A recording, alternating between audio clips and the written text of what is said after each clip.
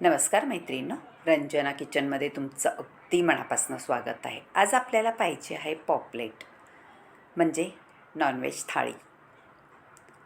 मेजवानीच म्हणायला पाहिजे, Sunday special. त्यासाठी व्हिडिओ संपूर्ण पहा. आता मी पापलेट घेतलेले आहेत, 7-8 आहेत. ते स्वच्छ धुवून साफ करून मध्ये चिरा देऊन घेतलेले आहेत. आता त्यासाठी आपल्याला काय लागणार आहे पाहायचं आहे. कोकम घेतलेलं आहे, अद्रक आणि लसूण. आता त्यात आपल्याला काही मसाले घालायचे आहेत. लाल तिखट, हळद, मीठ आणि गरम मसाला. हे सगळं आपल्याला वाटून घ्यायचं आहे. त्याआधी आपल्याला त्यामध्ये चवीनुसार मीठही घालायचं आहे.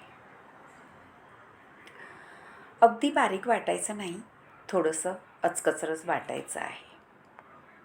म्हणजे आपल्याला हे पॉपलेटला लावून घ्यायचं आहे.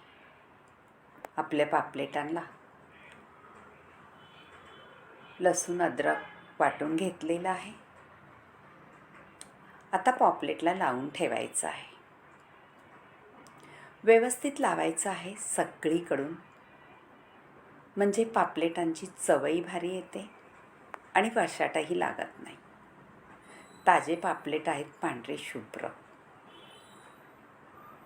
मध्ये चिरा दिल्यामुळे आतूनही छान मसाला भरला जातो त्याच्यामध्ये कोकमचा. आणि 15-20 मिनटं हे लावून ठेवा. जास्त वेळ ठेवायची गरजही नाही. पापलेट म्हटलं का मुलांना मोठ्यांना सगळ्यांना तेवढेच आवडतात. आता कर्ली मच्छीही घेतलेली आहे. त्यालासुद्धा मसाले आणि कोकमचं मॅग्नेशन करून ठेवलेलं आहे. त्याचा आपल्याला रस्सा बनवायचा आहे. आता पापलेटसाठी वरून लावण्यासाठी रवा 4 चमचे, 2 चमचे तांदळाचं पीठ, लाल तिखट, गरम मसाला, हळद आणि मीठ हे सगळं एकत्र करून आपल्याला घ्यायचं आहे आणि छान पापलेट फ्राय करायचं आहे. मसाले एवढे पुरेसे आहेत, जास्त घ्यायची गरजही नाही. रवा आणि तांदळाचं पीठ ह्याने पापलेट छान आपले कुरकुरीत होतात. त्यामुळे रवा आणि तांदळाचं पीठ घ्यायचं.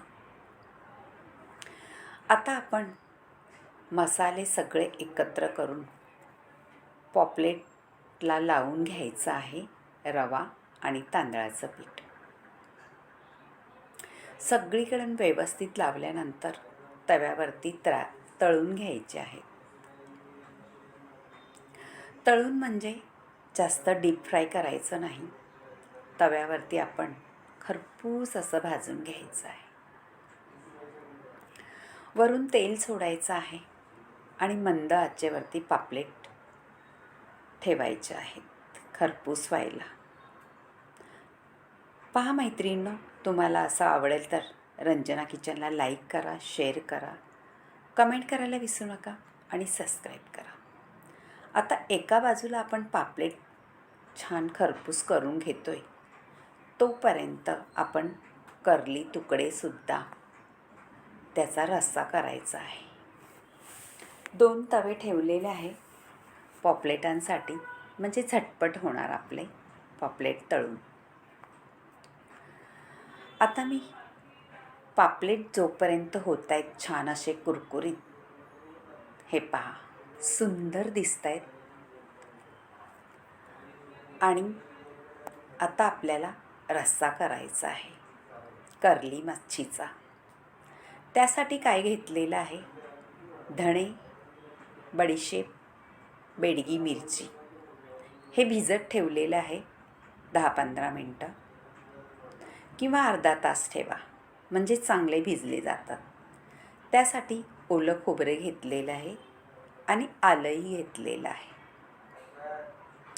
ओलं खोबरं खवून घ्या किंवा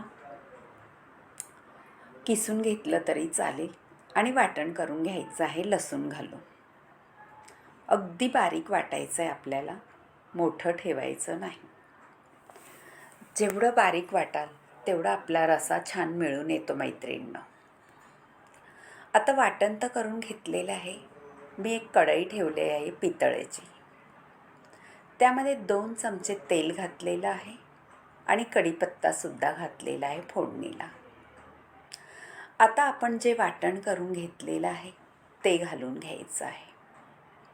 छान तेलामध्ये फ्राय करायचं आहे, म्हणजे त्याचा कलर सुंदर येतो आपल्या मच्छी कढीचा.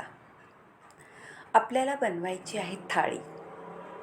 आता घरगुती मसाला लाल तिखट टाकायचा आहे, हळद टाकायची आहे, गरम मसाला आणि मीठ चवीनुसार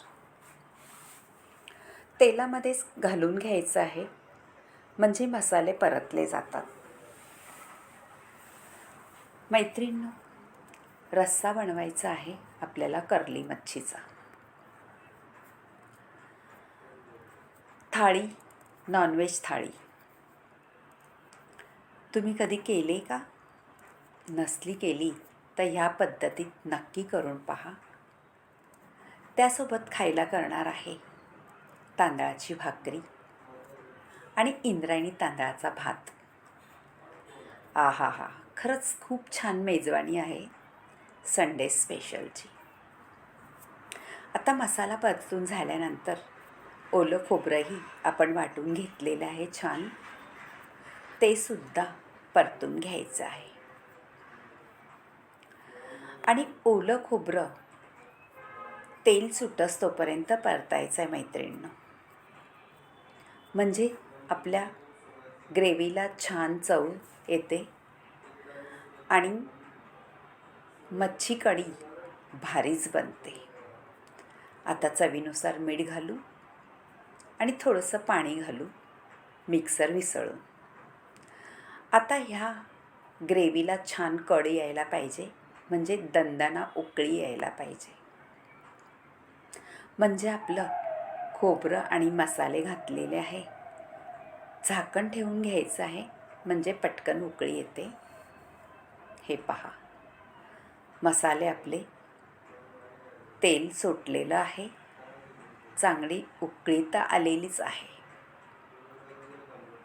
आता ह्या उकळीमध्ये आपल्याला कर्ली मच्छीचे जे तुकडे आपण ठेवले होते कोकम आणि मसाला लावून, ते सोडायचं आहे. कर्ली मच्छीला काटे असतात, पण ती कापायची पद्धत वेगळी असते.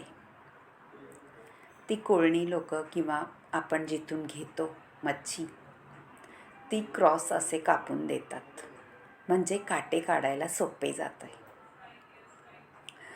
आता छान आपल्या मच्छी थाळी होणार आहे, नक्की करून पहा.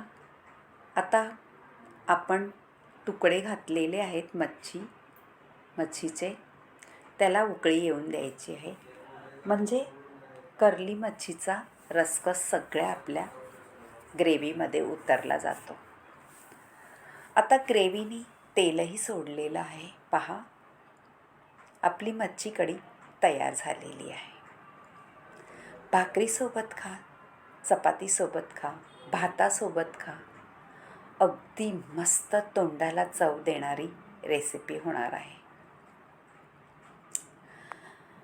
अशाच नवनवीन रेसिपीसाठी रंजना किचनला नक्की लाईक करत जा, शेअर करत जा आणि कमेंट करत जा. सबस्क्राईब केलं नसलं तर नक्कीच बेल बटन दाबा. झालेलं आहे आपलं. त्यामध्ये थोडंसं मी कोकम वरून घालणार आहे, म्हणजे मच्छी कढीला छान आंबट असं चव येते. आता वाढून घेऊ आणि ताव मारू. भाकरी, भात, मच्छीचे फ्राय केलेली लिंबू, कांदा आणि कर्ली मच्छीची कढी. आहा हा, संडे स्पेशल छान थाळी झालेली आहे. करून पहा. Bye bye. भेटूया आपण अशाच नवनवीन रेसिपीमध्ये. तोपर्यंत बाय बाय. छान ताव मारा आणि रंजना किचनला लाईक करा, शेअर करा.